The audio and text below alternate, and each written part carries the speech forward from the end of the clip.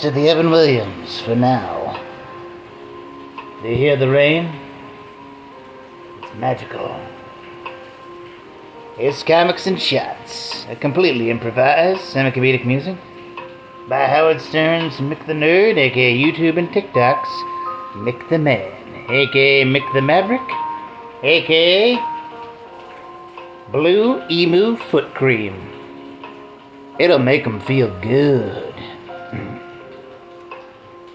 Today's subject: Howard the Duck and Destroyer Duck. Howard the Duck was introduced in the late 70s. A duck person from a world of where, like, ducks evolved to be, like, you know, fully hominid style instead of apes. And he's sent over to, you know, Marvel Universe, where it's like, you know, everybody's all human. He's not. He's a duck, and it sucks. Yeah. Well, the creator of Howard, was it Joe Shuster? Correct me on that if I'm wrong. Like, well, he wanted the rights to his character of Howard. Thing is, this is Marvel. Once they get a hold of an IP, they will stick to it forever. So, he went to DC Comics and created Destroyer Duck. A character who exists only out of pettiness, pretty much. It was DC, right? He's DC, Destroyer Duck's DC. DC, Destroyer Duck, DC, D-D-D-D-D-D-D-D-D. And all throughout his comic book run, Destroyer Duck is looking for his little buddy. Clearly implied to be Howard. It's amazing. At some point in the run, it's like they say that his little buddy isn't named Howard because of BS copyright reasons, but we all know. We all know. It's kind of weird that he went to, like, DC with that character rather than, like, you know, indie publication so that he could own it. You know, it's like the whole, like, he made Destroyer Duck out of rebellion for Marvel stealing his original character and not paying him well enough for it. And so that he creates another IP that's owned by DC. So, yeah. This is before, like, the 2000s when creators get, like, royalty checks when characters that they personally make appear in books. That's why with, like, a lot of, like, writers, some of their favorites of the characters they specifically make show up in a lot of the books they write. You ever wonder why Naomi was really in the Justice League? Double paycheck for Brian Michael Bendis. There was literally no other reason for her to be in that damn book. Other than to say that her powers enhance magic or whatever. Subject of Naomi, I would honestly, like, I'm not saying Brian was bad with the original story, but I think someone else could do a better take on it, admittedly. Like, you know, I know he made Naomi, like, you know, because it's two, like, daughters who are black, but he's not black and doesn't really, like, understand the full experience.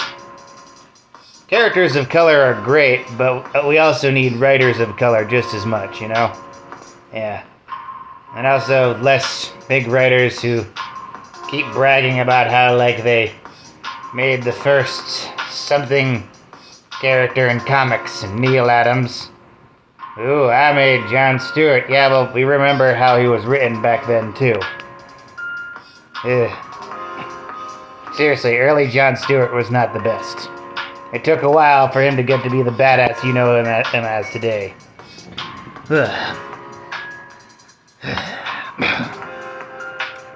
Similarly to Destroyer Duck, Chris Priest, the first black writer in American history in comics. God, that would be so weird. I said that so weirdly. First black comic book writer created a character called Mystic, named Song Barclay, like some Korean, like descent. The character was supposed to show up in a few, like, DC books here and there, starting out with the Ray, then join one of the Justice League teams, and then he would get his own miniseries for the character. Yeah, DC said no, and Chris Priest basically shot her out of a space lock, and in a way of like, if I can't use the character, no one can. But one could also see it as a sort of mercy killing, as she would have just been yet another obscure superhero in the list of obscure superheroes, destined to fade into the limbo. Do I even need to say any more about Triumph? Yeah. So the final message of this: Howard the Duck, Mistech Destroyer Duck. If you want to work for the big two, make characters that are meant to be in those universes, not something solely personal that you want to take credit of. Because they will hold on to that, and it'll be forever until you get, like, if anything, get those characters back. And sadly, the only writer who does get all his characters is Ken frickin' Penders. And even then, that was either due to corporate negligence or some sort of blackmail. I'm gonna be real here. There is no way he should have won that goddamn case. So yeah, just be careful with your characters. Know who to sell them to, know what you're selling, and know what to keep for yourself. With that, like, comment, and subscribe. Donate if you're feeling nice. Share it with a bear. And always remember, praise be to the blood elk, fear the stabopotamus, and death to Kronos.